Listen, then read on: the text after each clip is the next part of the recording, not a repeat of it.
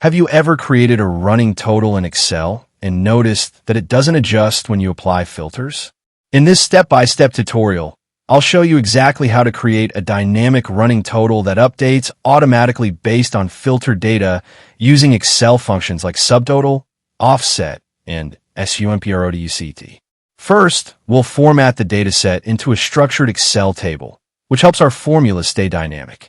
Then we'll insert a new column called Running Total. In that column, we'll use a powerful formula that looks like this.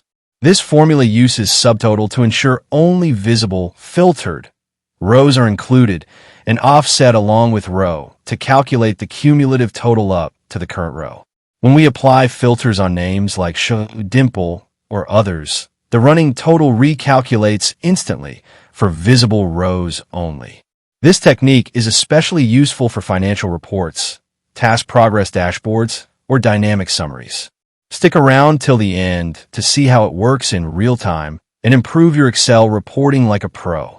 Don't forget to like, share, and subscribe to Shalu Verma classes for more advanced Excel tips.